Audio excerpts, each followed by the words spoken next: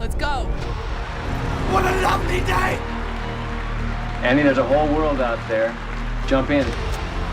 Can you dig it? Yeah. You must always pay strict attention. I was just completely enamored by it the entire time. Dude, he did not have to go that hard. I know, man. Isn't it wild? The Jared Cast. So it begins. Cool. Hey. What is up, Buttercup? I couldn't think of another rhyme. Good one. Super original. I like that. Hello, everybody. Welcome to the Jared Cast. My name is Jared A. With me, as always, is the wonderful Jared L. How are you doing today, Jared? I am wonderful. I'm officially unemployed, starting that freelance lifestyle. And one of my first gigs is to edit a Mother's Day video for a insanely popular actress, which I am not allowed to disclose. I'll tell you after the episode, but I can't disclose to the public. But it was a weird thing to fall in my lap, and I'm hyped for it. Nice. So I'm doing good. I'm enjoying myself. How you doing? I'm doing pretty good as well. I'm doing pretty good. Let's see what I did. I had Buffalo Wild Wings a couple days ago, and the Thai curry flavor, the sauce, was not terrible. So, good week. But yeah, today we're not talking about wings though. We're gonna get into the cage. It's gonna be great. We got the Unbearable Weight of Massive Talent. Came out a couple weeks ago. We had to delay for a couple reasons, but yeah, I'm very excited to dig into it. It's an interesting movie, starring a very interesting actor. But before that, we got an even more interesting top five. What you got for us, Jared? Well. We've got our top 5 favorite looks at this year's Met Gala. Two fashionistas in a plain hoodie and t-shirt, judging others. No, I mean, everybody likes to talk shit and praise, so we're gonna hop on the train and do it ourselves, and pretend to know what the fuck we're talking about, just like we've been doing for 63, 64 episodes now. Somewhere Exactly. in there. I'm excited. Yeah. What you got for your number 5? It's a kind of a weird one because the theme for this year was gilded glam or something like that. Like it was Yeah. supposed to be reminiscent of the Gilded Age, and Yeah, almost. can I be honest? I Yeah. didn't know there were themes for the Met Gala. It's a good start. Yeah, we're off running. Um, yeah, the year that they did camp, it was worse than this. Okay. But because so many celebrities just don't follow the prompt. Um, Also, it was white tie, and so many men wore black ties. Yeah. Like the bare minimum was wear a white tie. Yeah, I'm less than an amateur when it comes to fashion things, but um, I do kind of I can look at it and see that I like it, you know? Yeah, we have eyes and preferences, so why Yeah. not form an opinion? Exactly. So for my number 5, I went with a very interesting, very androgynous look, which I like. The only thing I didn't like about it was the shoes, but that's okay. But Chloe Grace Moretz wore in a Louis Vuitton. She had like white pants on. There was a white scarf under a silver jacket. The silver jacket was embroidered with a whole bunch of crazy like silver floral patterns and stuff like that. And really long tails in the back of the jacket. So it's um, uh, like something someone back then might wear at like the opera or something like that, like or like at a special event. And I dug it. I dug it. I think it actually worked really well with her pixie cut. I think if the shoes were better, it'd be higher on my list. But because yeah, I was not expecting this outfit to grow on me as much as it did. I scrolled through 167, and I know there were even more. Yeah. And I screenshotted a few of them that I was like, okay, that was fine. And yeah, um, Glad you made the cut. yes. Yeah, I also scrolled through way too many. I don't even think I saw hers, to be honest. But I fuck with it. My number 5 is a person I don't know, which is going to be a very common theme, because I'm terrible at, one, remembering actors' names, and two, caring to remember actors' names. And so, my number 5 is Dove Cameron, Oh yeah. in a weird swan skeletal type dress. But it works. It's cool. It's very very sexy looking. Um, her makeup's on point. I don't know how to judge fashion. I just thought this one was weird and I liked it. And that's kind of the theme for my entire top 5. Weird, but I liked it. And so good on you, Dove. She calls it Spiral Nebula. Very cool. Ooh, Very cool. yeah. Who is the designer? Do you know? Van Heppen? Herpen. Van Herpen. Yep. Yep. Let me. So I went with, for my number 4, Irina Shayks, or Irina Shayk. Um, she wore a suit. Also another androgynous thing, but like it was it's kind of like modeled after like a motorcycle thing, even though it has a vest in the middle and it has a tie. It's all black leather, like all of it. Even the shirt I think is black leather. Who? The shoes are actually like really cool. They're like shiny and they're solid. Um, Motorcycle gloves look legit. There are belts and shit, and it yeah, it just looks badass. You know, I wouldn't have I wouldn't have thought to put a former Sports Illustrated swimsuit model in a motorcycle jacket and tie. But somehow it looks cool. It looks badass. Not Gilded Age, but definitely still killing it. Still killing it. Mhm. Yeah. Dope. Good choice. Good choice. My number 4 is the probably the talk of the town for the Met Gala. Um, but I like risks, and I didn't think this was enough of a risk to make it higher. But the dress is fantastic, and she looks stunning as always. Mm-hmm. And that's Blake Lively. I think she was kind of one of the unanimous best looking, in terms of what I saw in my limited witnessing of people talking about this. Um, it's cool that it transformed. I fuck with it. The second part of the dress I think was better than the first with the blue accents. Um, yeah, she just looks fucking fantastic. Versace know how to make them clothes. That's a good number 4. Thank you, Jared. Speaking of well-dressed people. For those of you who don't know, we were supposed to have a guest, and then we got started without them. but they're here now, and they have their top three. They are an actual like person who knows something about fashion. Thank So give God.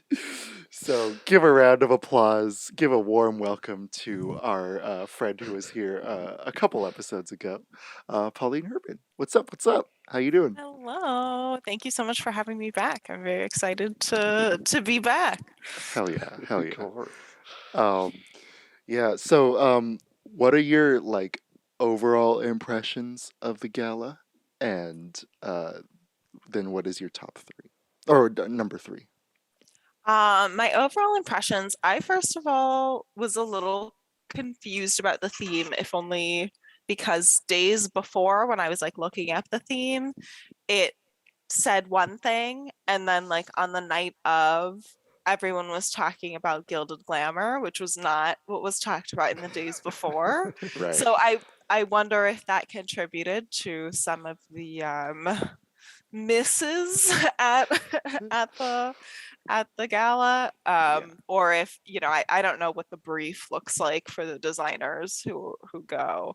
Yeah, I thought it was, a lot of people played it really safe, which I feel like is kind of counter to what I expect, or like what makes for me a really stellar look.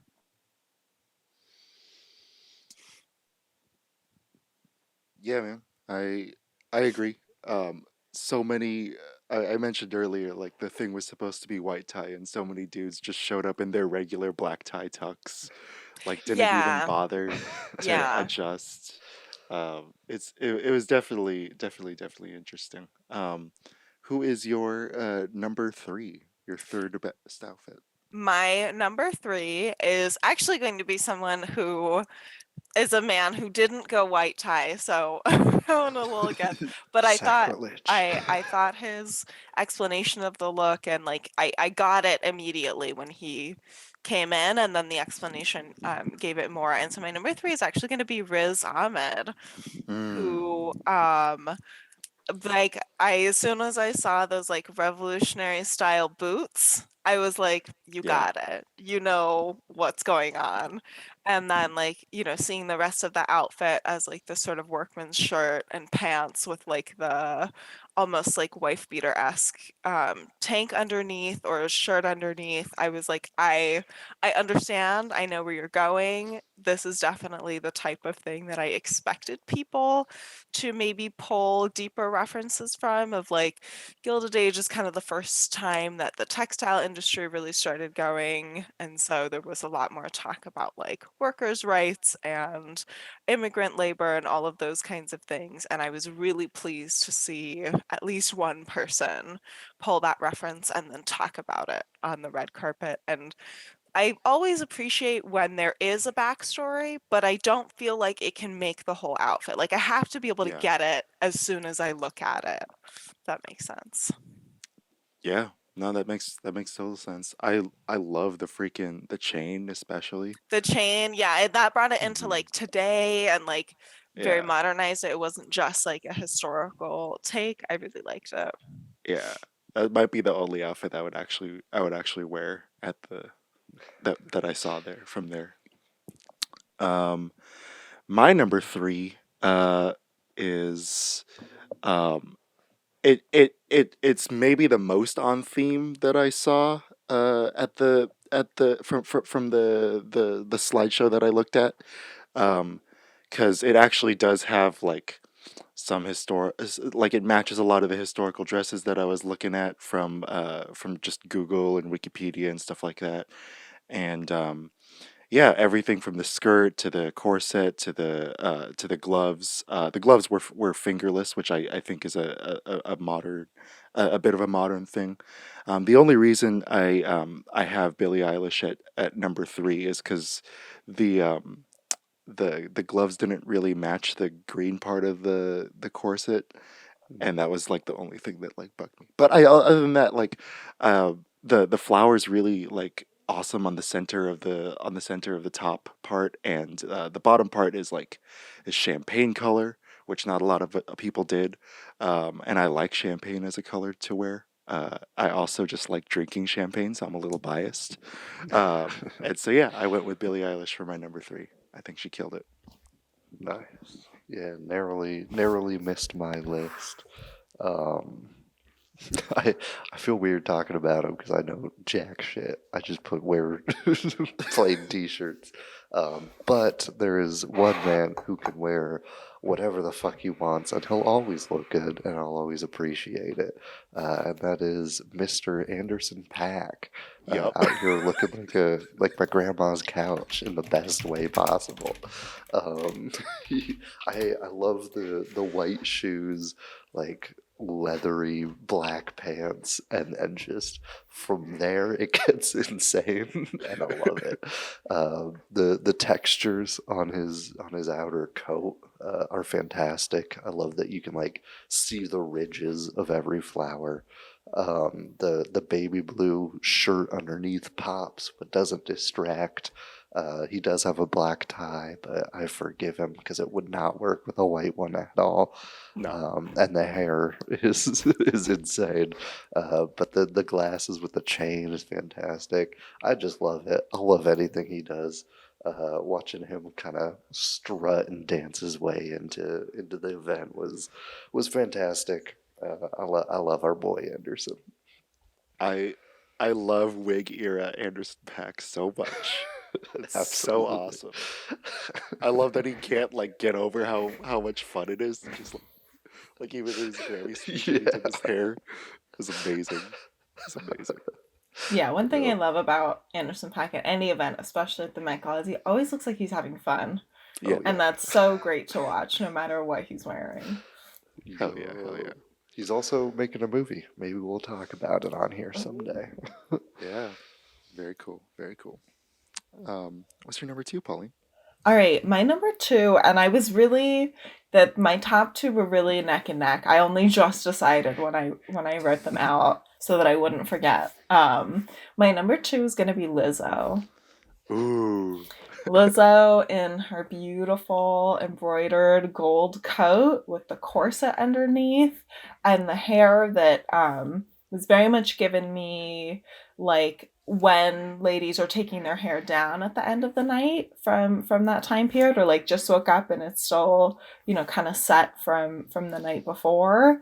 Yeah. And it made such an impact, and it was one of the only outfits that I liked it the more photos I saw of it. So like, you know, sometimes you see photos from the event and like you get them kind of at a bad angle because like the photos are being taken so fast, and like, you know, I don't know, sometimes it's hard to really get a full look at the outfits. But Liz's outfit was one of those rare ones where the more I saw it from the back, from the side, her going up the stairs, it, you know, standing flat, it looked better and better, and I thought it was very on theme.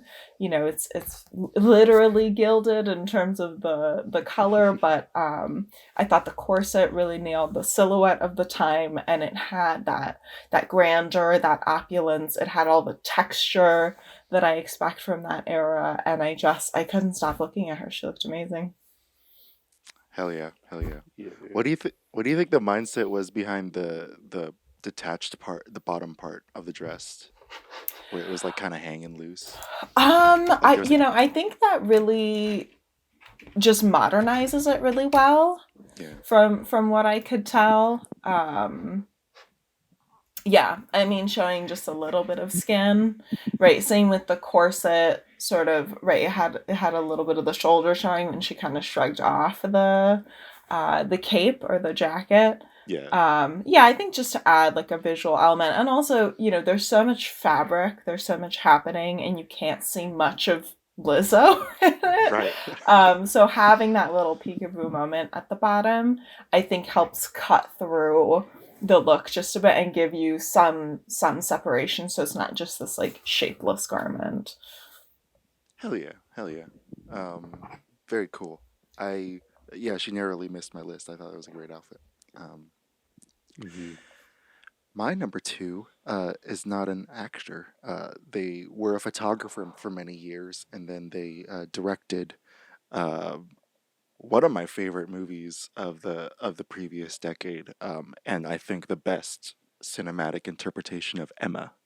I'm talking, of course, about Autumn de Wilde, who kind of dressed like a preacher in the Gilded Age. Like it's really cool. Like she's got a hat on. She's got this really baggy I don't even know how to describe it, but like really long sleeves, kind of poofy cuffs, like a gigantic um, like ribbon scarf tie thing that's like rose gold, and then the thing is also champagne. The jacket that she's wearing, shoes champagne, pants are pink, and she's got a cane, which I thought was extra cool.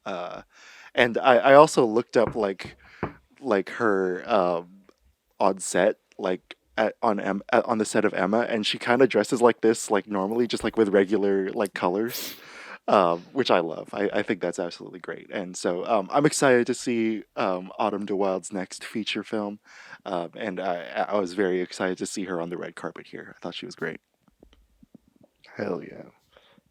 Fun fact, I wore a cane and top hat to prom, and my girlfriend dumped me because of it. Wait, really?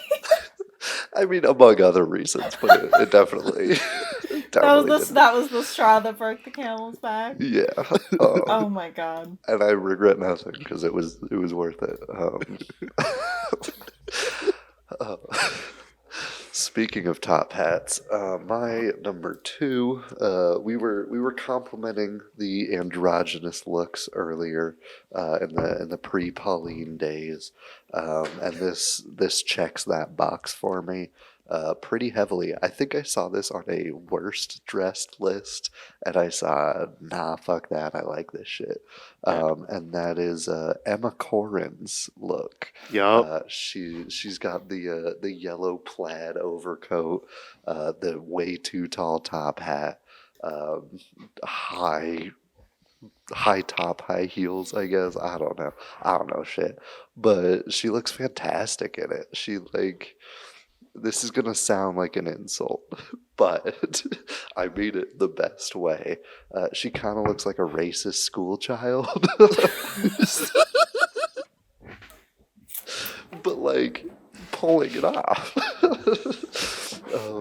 Very cool. Yeah, she looks absolutely fantastic. I think it fits the theme pretty well. And yeah, it just looks tight as fuck, so I had to include it. Hell yeah, hell yeah. Very narrowly missed my list as well. I liked that outfit a lot. Yeah, she definitely made my honorable mentions. Hell yeah. Yeah, she had some. Again, one of those looks where I saw it and I got the reference immediately, and so I really enjoyed it. All right, shall I sweep into my number one? Do it. Okay, so my number one is no surprise, as this, or at least was no surprise to me when I saw them walk in, because they are on a show called The Gilded Age.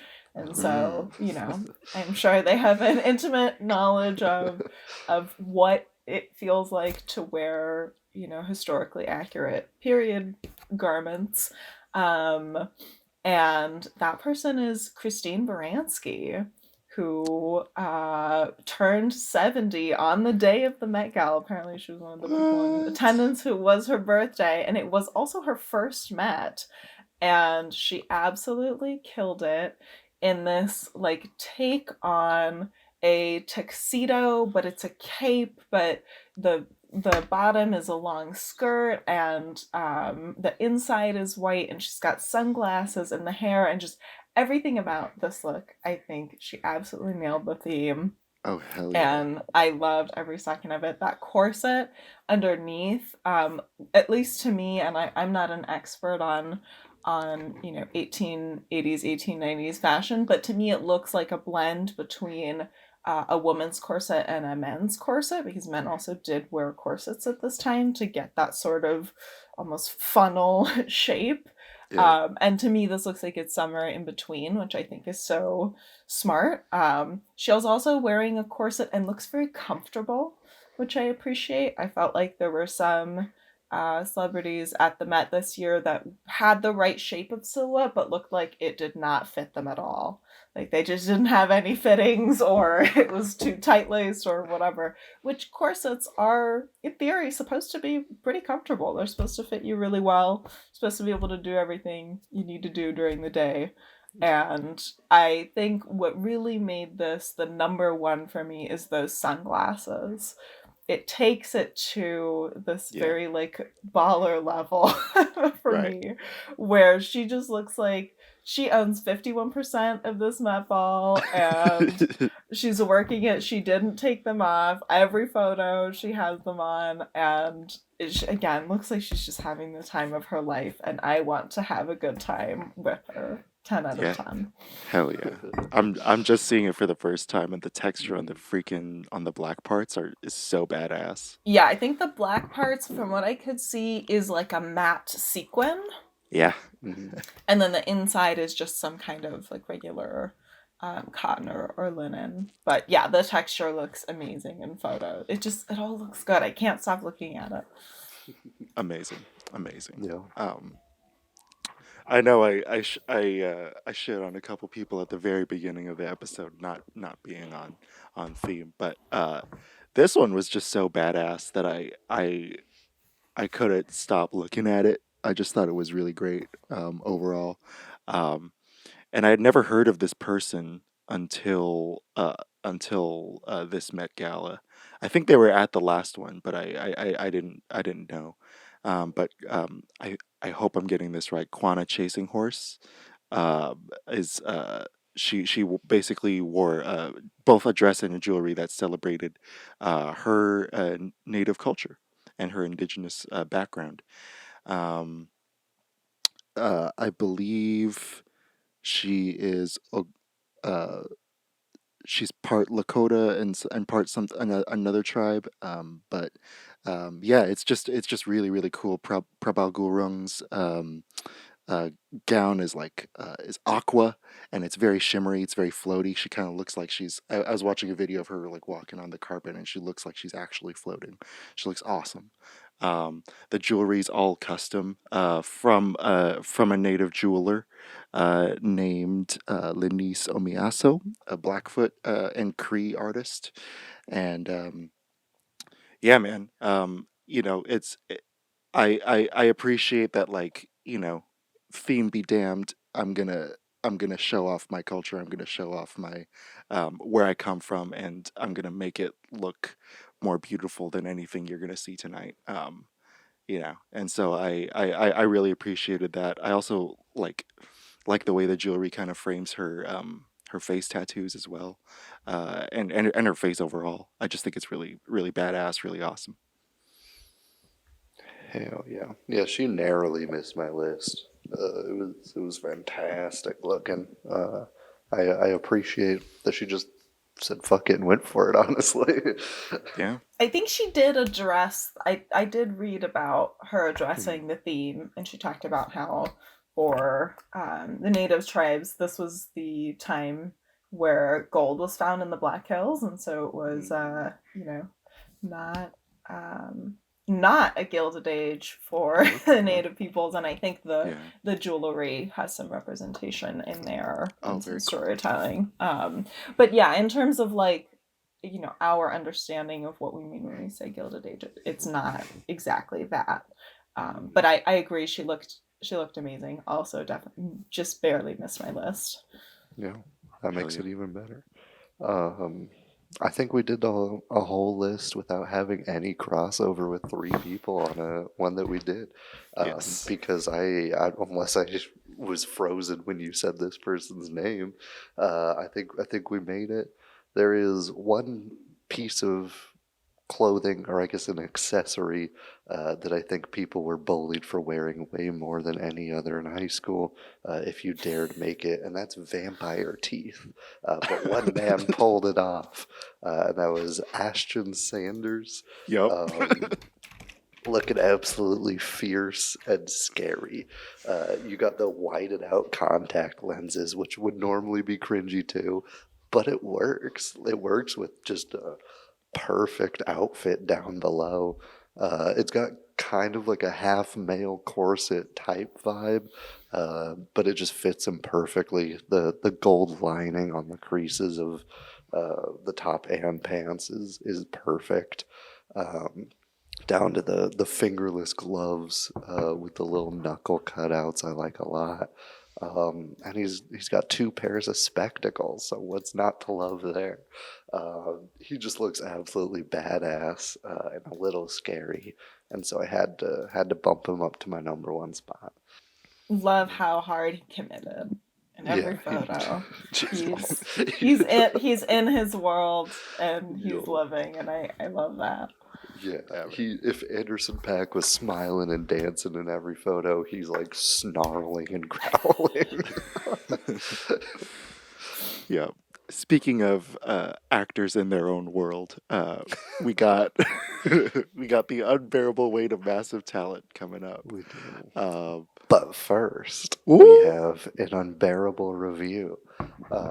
In this installment of We Bully People for Expressing Their Opinion Online because we slightly disagree with it, and the way that they wrote it is kind of funny. This one comes from Statsukuo, who gave it a 2 out of 10. A rare, almost more positive review, saying, "Unbearable is right. Typically speaking, one must be dead or dying to make a film about one's life, regardless if that person happens to be playing a version of themselves. Something tells me this bloated, unfunny, dead-on-arrival pseudo-meta flick was done to show Nick Cage. It doesn't translate when I read it. He spelt it with 1 C first and then added a K. He's going to do that a lot. Can hold a mirror to himself in some mea culpa to society. Not to be. Since there is a moment when Javi, Pedro Pascal, alleviates some of the narcissism by simply stating his career was meant to entertain the world and it brings joy to his basic life that is enshrouded with ill-gotten criminal gains. Way to shove an ego trip into another actor's mouth, Nick. Oh wait, Nick. Yes, folks, this movie is as funny as a typical colonoscopy. It is an oddball Nick, yes, that's right, Nick Cage flick. He plays himself, but not. As an uber celebrity, things start out awful. With a lunch meeting, this is just plot details, it sounds way too long. I get the conceit. He is supposed to be made a schlub for us to care about. Funny thing, I don't.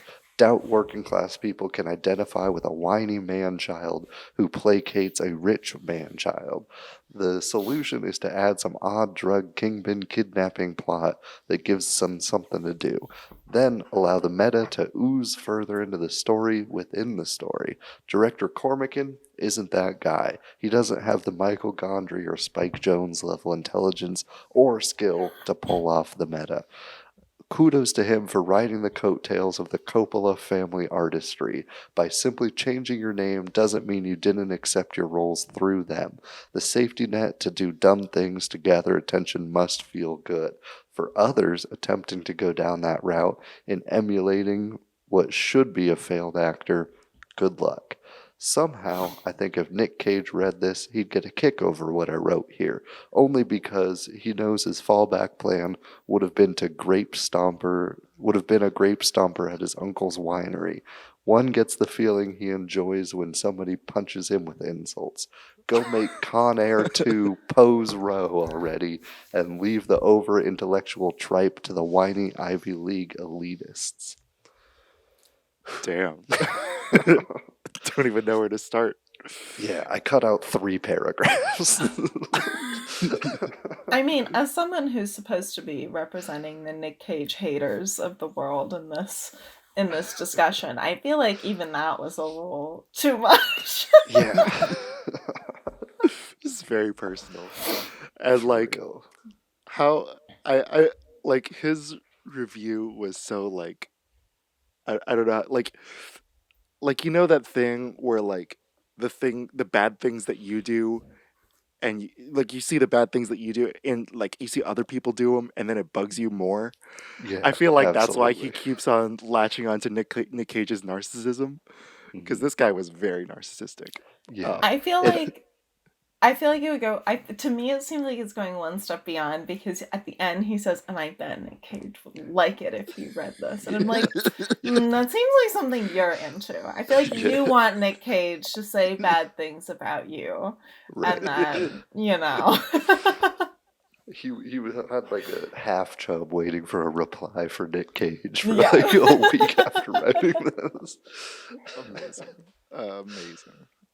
But yeah, the movie Unbearable Weight of Massive Talent does in fact follow a fictionalized version of Nicolas Cage, famous actor of the Coppola family. He fun fact, changed his name because he wanted to kind of do his own thing with his acting career, but also because he loved Luke Cage comics, and so he adopted the name Nicolas Cage, and went on from there to be a massively successful star in the late '80s, early '90s, and even more.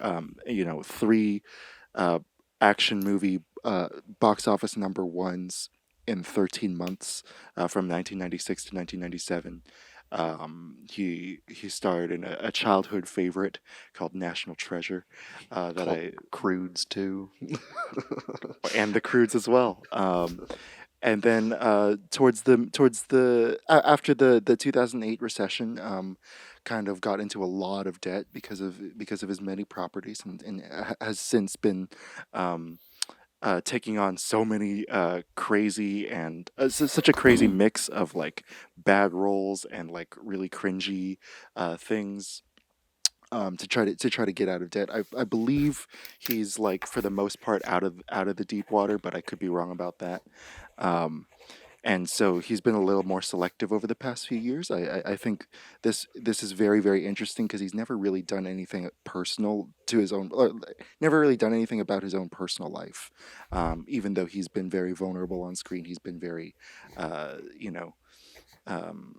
that stuff. Like I feel like, I saw in an interview he said that this was the role that scared him the most, and but I think that overall his choice to do this movie paid off. I think I'm leaning positive with this movie. I feel conflicted about some of the elements, but I think where most of the the elements with his family, the elements with the FBI thing, I think those could have been executed a little bit better. I think our bad reviewer was a little bit right in that Tom Gormican probably needed a little more experience.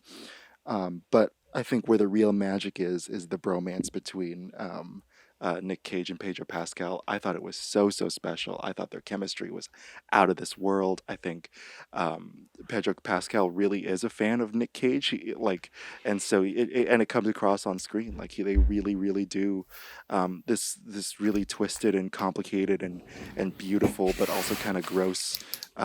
Love between these two characters is really something, really funny, and also really sad at some points, and so for that reason I still enjoy this movie. I think they both made each other better on screen.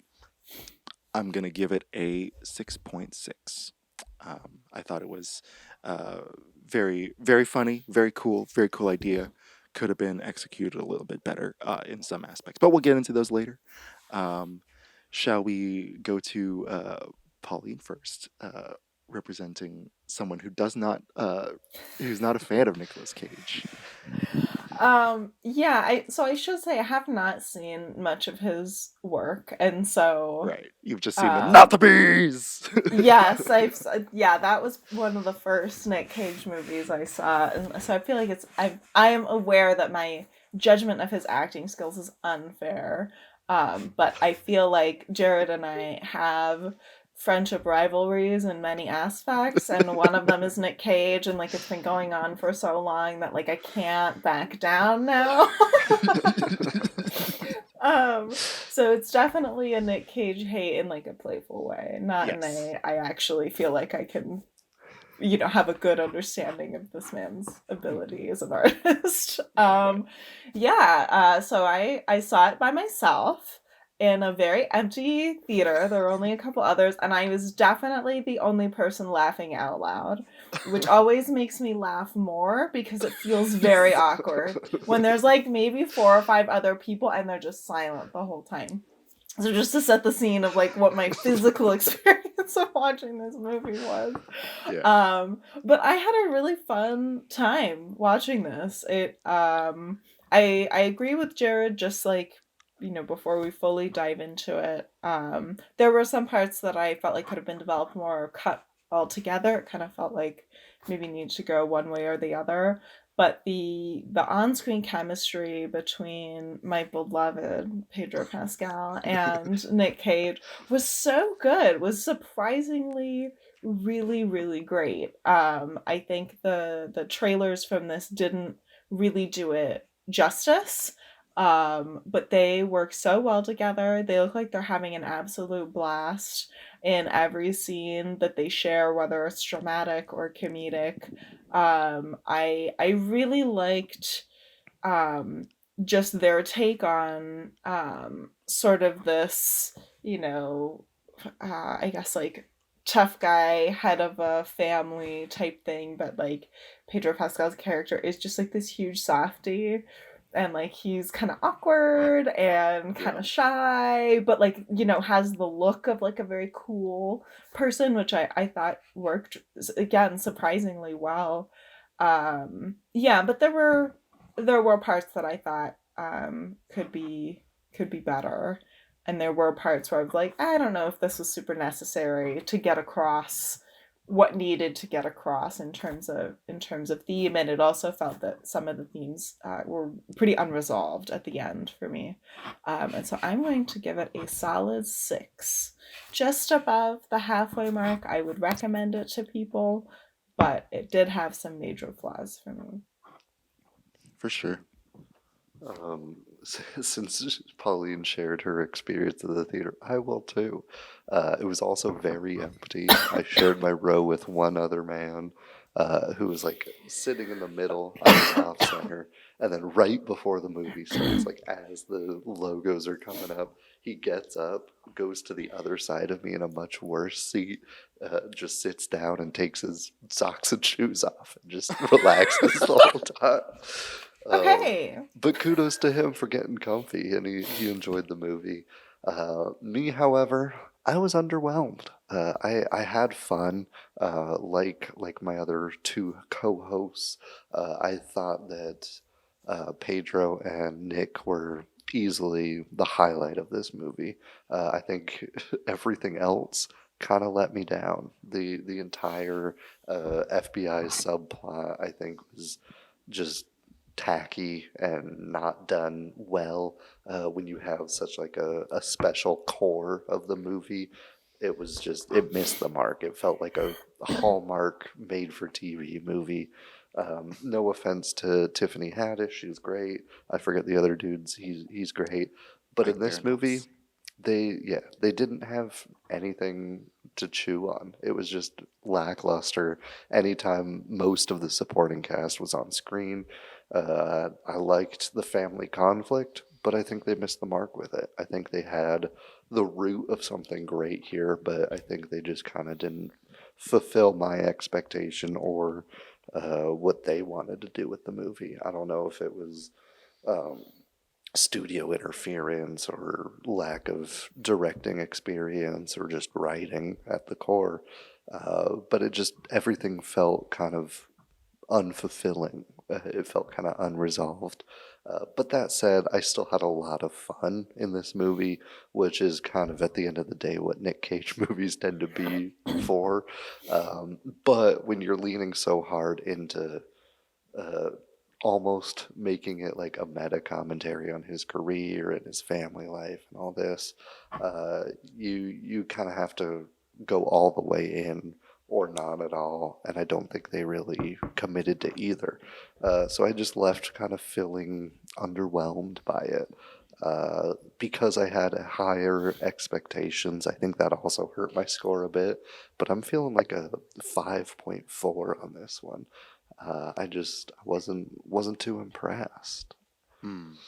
Very fair, very fair. Yeah, I feel like a lot of those things, are the same for us.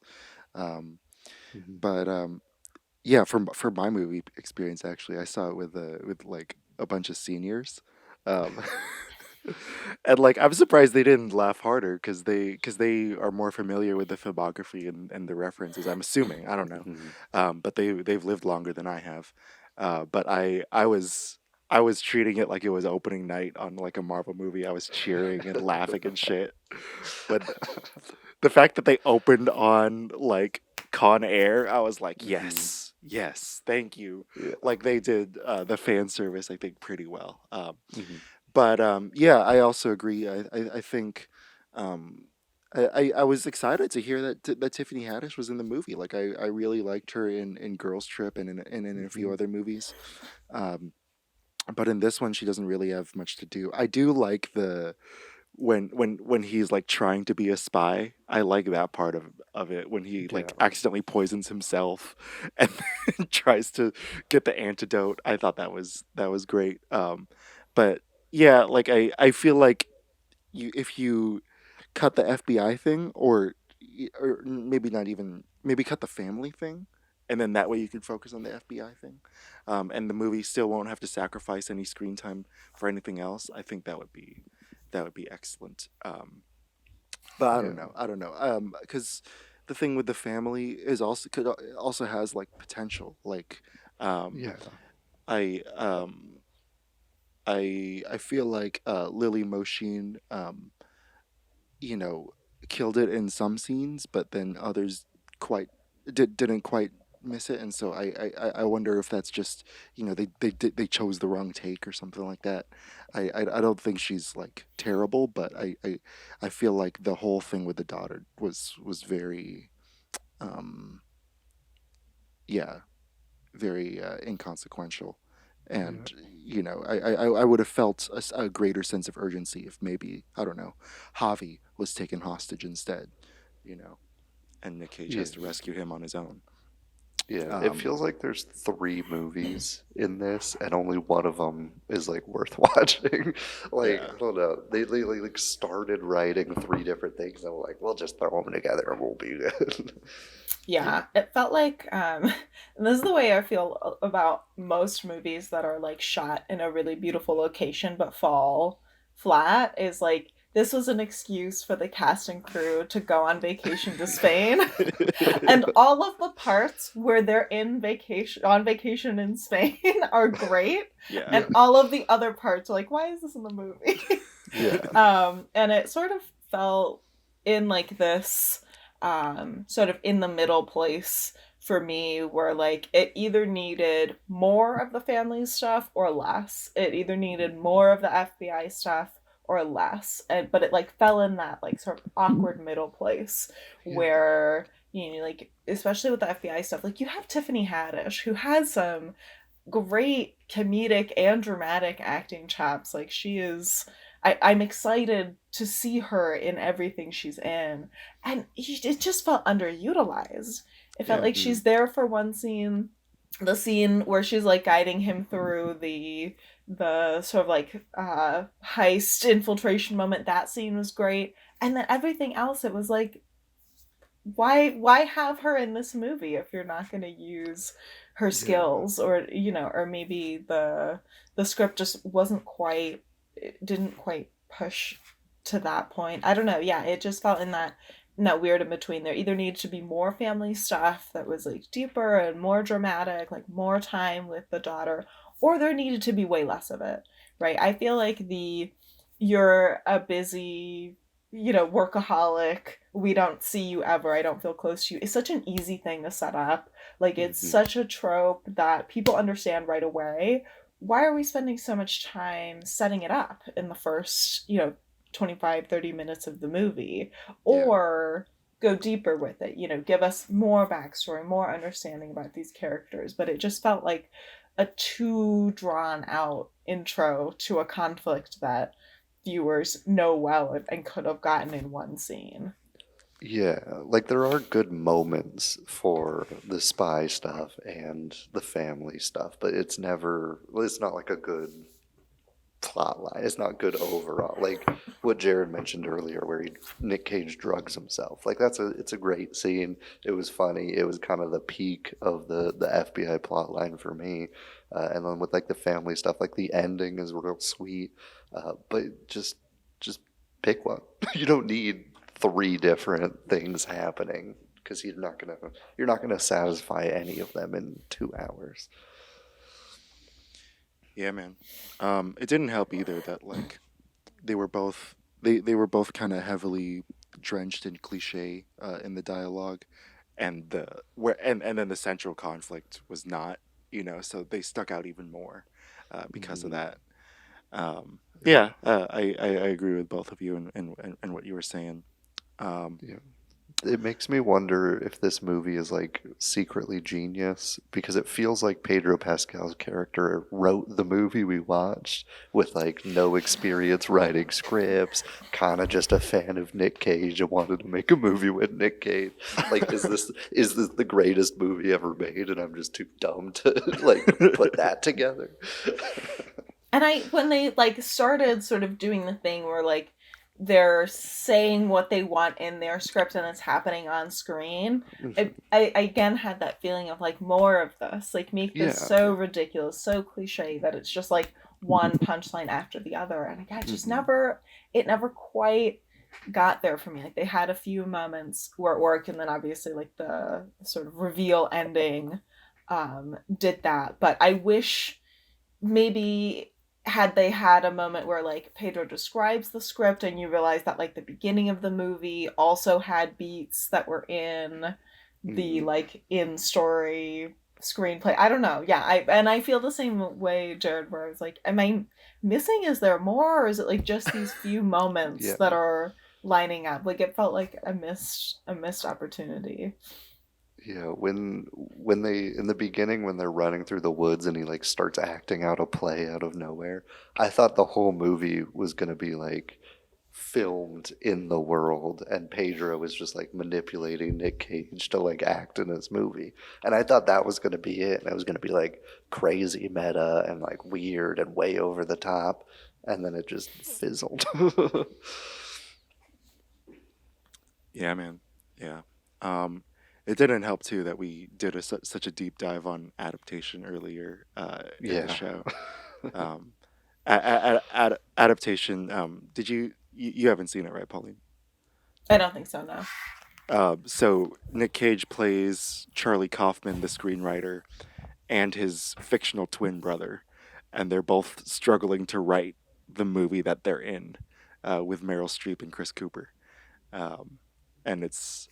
Yeah, like that's one of Nick Cage's like most critically acclaimed films and critically acclaimed performances. He was nominated for Best Actor for both roles, and not twice, but I'm just kidding. Yeah, and it's hard. I know the movie is obviously not trying to be adaptation, but the comparison is hard. It's hard not to draw a comparison there because that's such a big thing for Cage fans, and so that I agree. Like it felt like they had seen adaptation and they were like, I like this guy. Let me try my own thing with it. And it just didn't swing quite as hard. But I think that's still fine. Like I do I appreciate the level of like fan service that was in the film. Going from not even going so far as to like have restored footage from Nicolas Cage movies in the thing, to having Nicolas Cage's younger self plague his mind and haunt him. And even like seeing Javi's devotion go so far as to collect populate a man cave with Nick Cage props and accessories, and that he has the axe from Mandy. He literally has the axe from Mandy. I was so happy. The two golden guns from Face Off. Those are like my favorite guns of all time in movies. And yeah, like I appreciated that level of it. And I and a lot of it actually made me laugh, especially and like especially with the younger ghost of Nick Cage past, kind of haunting him. I thought he was wacky. Obviously, the de aging doesn't look good, but I think that plays into my enjoyment of it. Like, I still kind of enjoy that it's kind of still Nick Cage trying to look too young, trying to look younger than he really is. What did you guys think about that relationship before we get into our favorite part in the movie? I so and I feel like this is definitely because I haven't seen a lot of these movies, Yeah. but I did not enjoy that part. For one, I Go for it. hate de-aging in movies. I Yeah. think it's not where it needs to be. Especially for this, I felt like they really could have accomplished what they needed to with makeup, and it would have looked much better and much more seamless and like I don't know if it felt really unnecessary and really took me out of it where I was just like looking at his face instead of like taking in what was going on screen. And I felt like it was a really great example of kind of the big theme that went unresolved for me, which was that the sort of like man versus self conflict was never really resolved. Like he kept going back between like I'm this washed up actor, but like I never left, but I need to focus on my family, or he has that whole part where he's like, but I'm just like this is just my work, like this is I just take every role that comes to me, it's just my job, like I'm not worried about it, like this conflict between like I'm just doing this because this is what I do, and like I'm this big name actor, I'm a big shot. It just never felt resolved. It never felt like we got to a point where he like makes a choice to be like, you know what, no, I'm going to be with my family, career consequences be damned, or vice versa. I'm this confident actor who's, gonna be a big shot again. And so the sort of scenes with him and his younger self just felt like kind of ham-fisted, just kind of thrown in there because it only happens a few times. It feels like they weren't committed to making it as weird as it could have been. And maybe that's the problem with a lot of this movie, is that they could have done things that would have been just like kind of strange but worked better to serve the story, and then they like maybe they just wanted the wider audience appeal, and so they didn't kind of go there. And that's how I felt with that part, where it was like, why when he's in the restaurant, why is there not a shot where he's just yelling at no one because no one's there? Like, why, like, or some, some kind of either gag or like, reality check moment where it really felt like the scene was setting up for that, and then it never gets that payoff.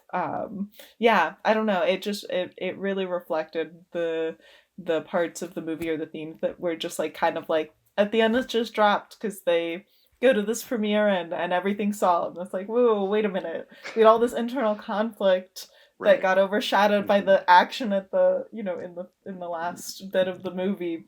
Like, I assume that's still happening. Yeah, man.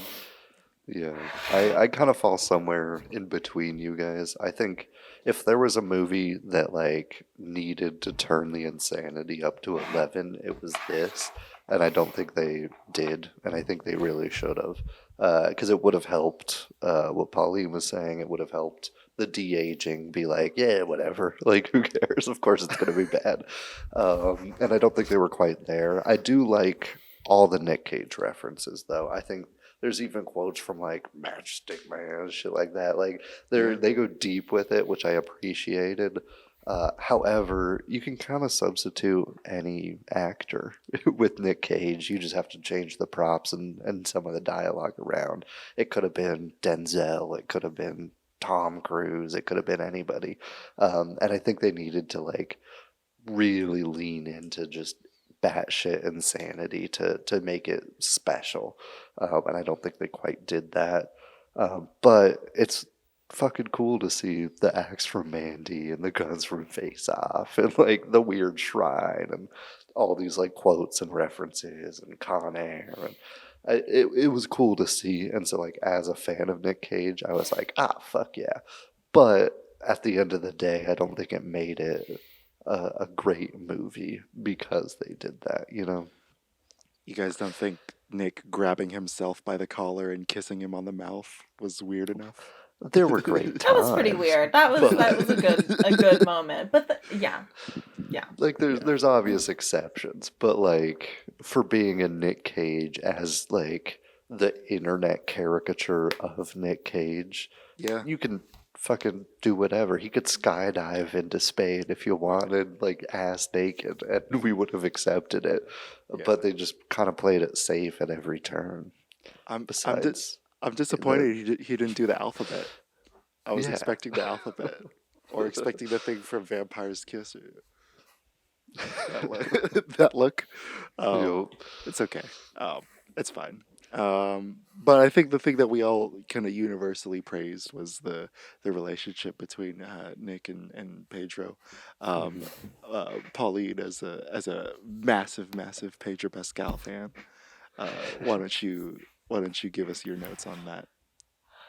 I just loved it so much in every way. I thought it was definitely the highlight of the movie. That scene or that whole, I guess, sequence where they're like high on LSD and like trying to be normal. I don't usually like drug comedic sequences because they're very predictable in movies. But that scene where they're sitting and just like smoking a cigarette and he's like, those guys behind us are watching us. I feel like that has been me when I was like a kid and you're just like very paranoid about the world around you. And as soon as someone says something like that, you're like, oh my God, maybe they are. And then you like build this whole scenario in your head. And I thought the sincerity with which both of them played that was so good. I felt like Pedro infused this like almost childlike wonder into his adoration of Nick and like that whole friendship that really worked. It didn't come off as naive or silly. It just came off as really sincere. And I think that the movie and their on-screen chemistry really benefited from that. And I also really appreciated the sort of like slow burn of the friendship in a way where at first like Nick is just like, I don't want to be here. Like, you just paid me to be here. I'm only going to go to this party. And then, like, slowly as he gets to know him, they sort of warm up to each other, which was really, really nice because they definitely could have played it as, like, oh, my biggest fan, Of course, we're going to be best friends. And I appreciate that there was some hesitation there because I think it made the friendship seem much more authentic and much more genuine. Mm-hmm. Yeah, Definitely. I agree. I think and it was also real nice that they didn't undermine it at the end because they could have had him be the drug lord and this whole thing was a manipulation or something. But like the genuineness of that childlike wonder that you mentioned just makes it so much better. I think they are easily the highlight, and I would have rather just seen them on acid for 2 hours than some of the other stuff they put in the movie. Yeah, man. I think it's also the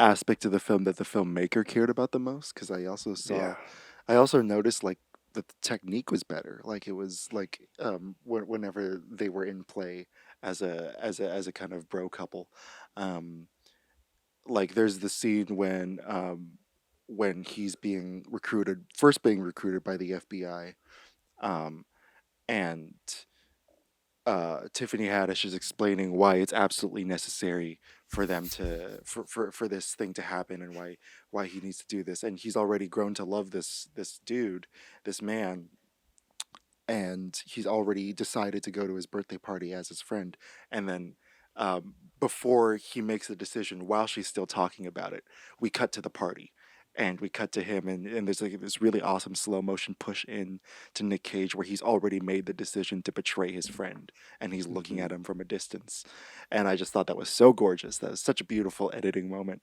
um, and it really like hammered in fictional Nick's conflict of like, I want to do the right thing. I want to be the hero that I pretend to be, but I also like this is the first time I've like really talked to a person and really connected to another human being on a really on an emotional level, on an emotionally deep level. Um, and similarly with Javi's betrayal later on, like uh he had fulfilled like not just my fantasy as a fan of like a lot of things, but like I think just fulfilled the potential of a nerd and what they can do to give back to their heroes. We see this in Galaxy Quest a lot. I don't know if you guys saw that movie.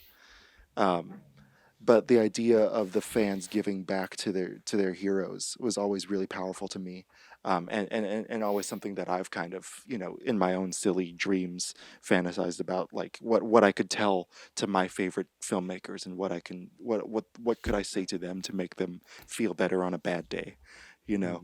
um, and I love that Javi gets to do that, and then immediately after has to betray him, is forced to betray him, and kind of bullied into killing him. But at the end, he's that inspiration from the Nick Cage movies goes full circle, and he doesn't, and he chooses to be the hero instead, which I thought was great. Yeah. Very good performances by both of them, I think. Especially in their comedic scenes. You mentioned the LSD scene. I also liked when they're both in speedos. I just love that they had that level of comfort already. Um, The scene where he's like by the pool and Pedro, he does this great thing where he sits down and he's like trying to be cool and he like grabs a beer and then puts it back. I was like, yes, that's exactly what it feels like to be nervous in front of someone. It was so good. And the what'd you say? Oh, sorry. Yeah. Hey, did you read my? Yeah. Amazing. Yeah, I need them in another movie together ASAP. I just feel bad that like this was the first one they did, because like I feel like you can't put the same two leads in a movie right after it, but I want that shit next month. Absolutely. Any other notes about the movie before we move on to favorite scenes? I'm good. You're good. Yeah, not a lot to analyze. No. But that's okay. A fun popcorn movie. Yeah. Cool. Jared, you want to go first with your favorite scenes? I will. I mean, we've been hyping up the acid sequence, and I like it. I like that they didn't try to do drug visuals. You kind of watch it as an outsider, which I think helped a lot. The paranoia part of it was probably the peak for me, and there is, like the rest of the movie, there is some cliche jokes in there, like the walking around the wall. I think everybody saw that coming immediately, or the door. But the build up to it, they spend so long. It's shot like an action movie. Like they did a good job leading up to the end payoff, and I think that made it worth sitting through the cliche. Oh, we could have gone around, so I think that kind of sums up their chemistry. Was they were given something kind of not too meaty, but they made it special, and I appreciated that.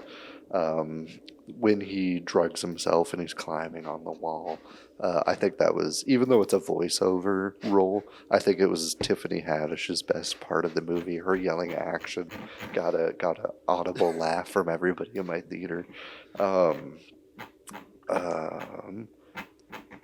I actually really liked when he is pretending to be the drug lord, I forget the name, with his wife, because it's the only time that Olivia gets to shine in this movie.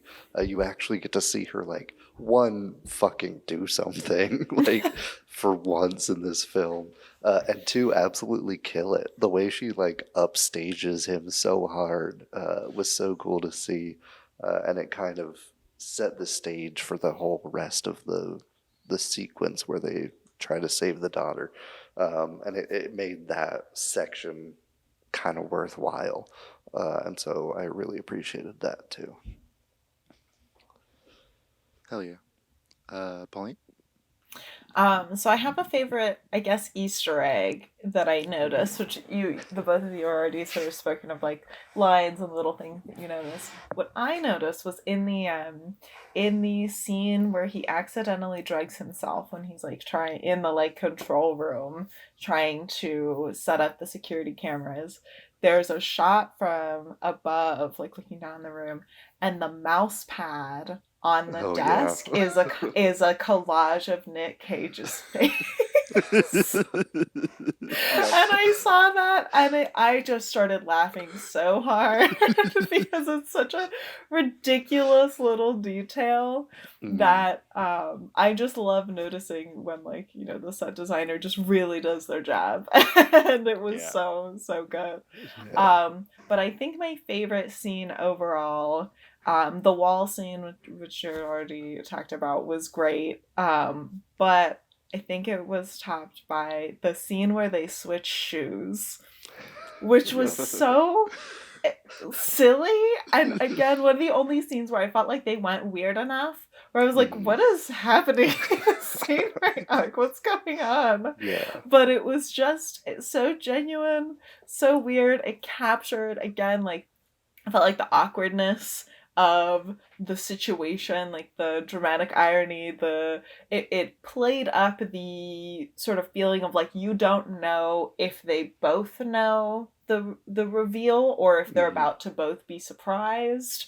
You know, because there are like a few times throughout the movie where they zoom in on Javi's face and you can't tell if they're trying to sort of signal that he knows that Nick Cage is suspicious of him, or if he's, you know, or if he just has that face. And I thought that scene really drew out that feeling in a really effective way, and was also just a really good pause in the action, and a good pause, because we go through like so many reveals all at once in a, you know, a very short time, that scene was perfectly timed, where it was like just a moment to breathe, a moment to kind of take in everything that was happening, and a moment to like be really worried about their friendship as they're having like this really sort of genuine yet awkward yet like they're both really nervous moment of just being like dorks over switching shoes. And then I really loved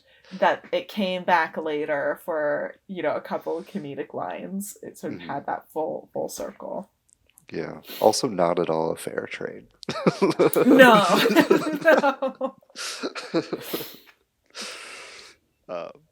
To be fair, Nick's shoes had ankle support.